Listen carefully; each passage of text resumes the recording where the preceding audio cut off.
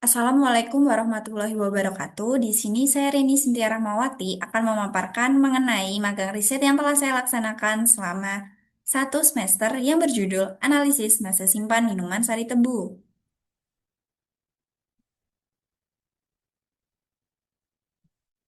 Tebu sendiri merupakan tanaman yang ditanam untuk bahan baku gula dan vetsi. Sari tebu sangat diminati dan dikenal oleh masyarakat luas sebagai minuman segar yang rasanya manis serta harganya cukup ekonomis. Sari tebu dapat digunakan sebagai obat penyakit saluran kemih, pendarahan, dan penyakit kuning. Sari tebu juga mengandung asam lemak, alkohol, fitosterol, terpenoid, flavonoid, asam fenolik, O, dan C, glikosida. Umur simpan adalah periode waktu selama suatu produk, khususnya makanan atau minuman, dapat disimpan sebelum kualitasnya mulai menurun atau tidak aman lagi untuk dikonsumsi. Dalam istilah sederhana, umur simpan merujuk pada batas waktu yang diberikan untuk menjamin produk tetap layak dikonsumsi atau digunakan. Tujuan kegiatan atau riset terdapat 3 poin. Yang pertama, menentukan masa simpan minuman sari tebu. Yang kedua, mengetahui masa simpan sari tebu berdasarkan parameter fisik, kimia, dan mikrobiologi. Yang ketiga, menganalisis perubahan kandungan nutrisi sari tebu selama periode penyimpanan. Metode penelitian yang digunakan meliputi tahap persiapan bahan baku tebu, proses ekstraksi sari tebu, serta penyimpanan pada suhu yang berbeda. Pada parameter fisik menggunakan uji transmitan, parameter kimia menggunakan uji pH, uji Briggs, uji fenolik total, serta uji aktivitas antioksida dengan metode DPPH. Kemudian untuk parameter mikrobiologi menggunakan uji TPC atau total plate count. Pembahasan pada pembuatan sampel sari tebu, batang tebu dikupas hingga bersih, kemudian dimasukkan ke dalam panci untuk di-blanching selama 5 menit. Ini berfungsi untuk memudahkan ketika proses pemerasan sari tebu, kemudian ditiriskan. Setiap batang tebu ini dibelah menjadi dua agar memudahkan pada pemerasan sari tebu. Kemudian disaring, lalu diukur berapa volume yang didapat, kemudian diukur Brix, lalu ditambahkan 1 sendok albumin, kemudian di mixer hingga homogen, kemudian dipanaskan hingga menggumpal. Lalu angkat, lalu disaring kembali dan diukur volumenya, lalu ditambahkan air hingga Brix di angka 9. Lalu timbang sitrat, sorba, dan benzoat. Lalu dipanaskan kembali hingga terlarut dan mendidih. Setelah itu, sari tebu dimasukkan ke dalam teko untuk dipasteurisasi. Langkah ini dilakukan hingga sari tebu habis. Dan yang terakhir, semua sampel ditaruh di dalam botol plastik dan botol kaca, lalu diberi kode sampel dan disimpan di suhu yang berbeda. Pengenceran sampel sari tebu. Pengenceran sampel sari tebu ini bertujuan pada uji fenolik total dan uji antioksidan metode DPPH. Setiap tube diberi kode sesuai sampel. Kemudian, sampel dipipet sebanyak 100 mikroliter menggunakan mikropipet, lalu ditambahkan aquades sebanyak 900 mikroliter. Setelah itu di-vortex selama 1 menit. Untuk uji transmitan, sampel dipipet sebanyak 220 mikroliter menggunakan mikropipet, lalu diletakkan di mikroplet sebanyak 3 pengulangan setiap sampel. Selanjutnya, absorbansi diukur pada panjang gelombang 560 nanometer.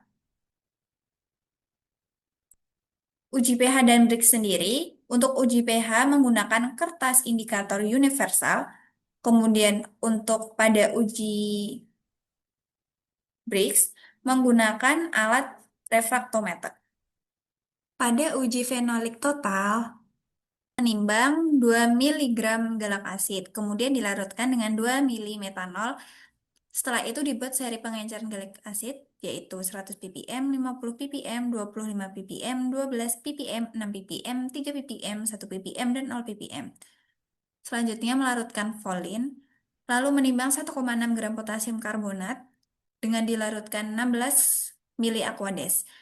Untuk preparasi standar, ditambahkan 100 mikroliter standar AA, ditambah 100 mikroliter aquades, ditambah 200 mikroliter volin, ditambah 700 mikroliter potasium karbonat. Sedangkan untuk preparasi sampel, ditambah 100 mikroliter sampel sari tebu, ditambah 100 mikroliter metanol, ditambah 200 mikroliter volin, dan ditambah 700 mikroliter potasium karbonat. Setelah itu, preparasi standar dan sampel diinkubasi selama 1 jam. Jika sudah, disentrifugasi hingga terjadi pemisahan endapan dan supernatan. Yang diambil ialah supernatannya, dipipet sebanyak 3 pengulangan, selanjutnya diabsorbansi pada panjang gelombang 770 nanometer.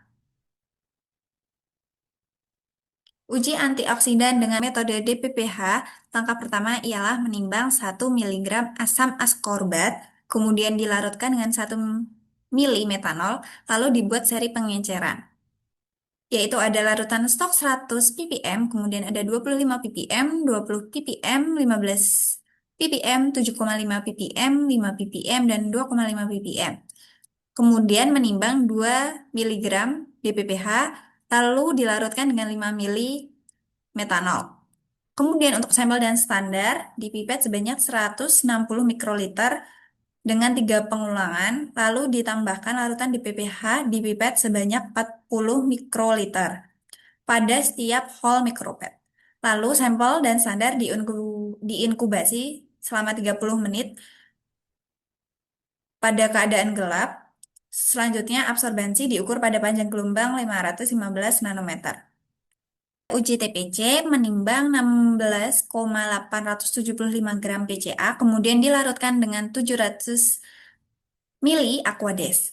Sedangkan untuk pelarutnya menggunakan pelarut fosbat buffer salin, di mana dilarutkan 2 buah tablet PBS dengan 400 mili Aquades.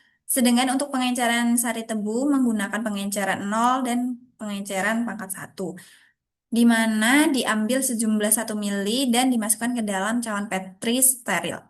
Kemudian dimasukkan media PCA yang sudah dicairkan dengan metode pour plate. Lalu diinkubasi di inkubator pada suhu 35 sampai 37 derajat Celcius selama 24 hingga 48 jam. Kemudian sampel dihitung menggunakan colony forming unit. Ini beberapa kegiatan pendukung selama magang riset. Selain membantu pada proses pembuatan minuman sari tebu, juga membantu pada kegiatan pembuatan beras wangi instan, kemudian ada pembuatan cookies, ada pembuatan membantu pada ekstraksi daun tembakau, dan yang terakhir membantu pada uji antioksidan di PPH sampel spirulina.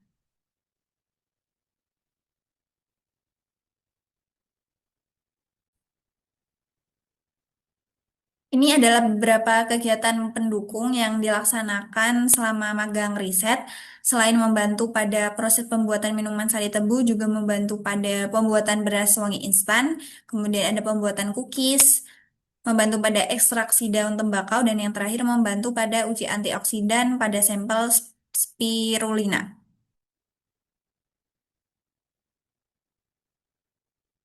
Kemudian ada manfaat dan dampak kegiatan. Pada manfaat, riset ini memberikan manfaat berupa informasi ilmiah mengenai masa simpan minuman sari tebu untuk mendukung pengembangan penelitian lanjutan di bidang teknologi pangan dan minuman fungsional. Memberikan informasi mengenai batas waktu konsumsi minuman sari tebu yang aman, lalu meningkatkan pemahaman mahasiswa terhadap penerapan metode analisis fisik, kimia, dan fungsional. Kemudian dampaknya riset ini memberikan dampak berupa mendorong inovasi pengolahan minuman sari tebu agar memiliki masa simpan yang lebih panjang, mengurangi risiko konsumsi produk yang telah mengalami penurunan mutu, serta memberikan rekomendasi bagi UMKM dalam produksi sari tebu. Ini beberapa literatur yang digunakan pada saya sendiri untuk membuat presentasi. Kurang lebihnya mohon maaf jika ada salah kata. Nun wal kolam ni wa maisturun fasabikul khairat. Wassalamualaikum warahmatullahi wabarakatuh.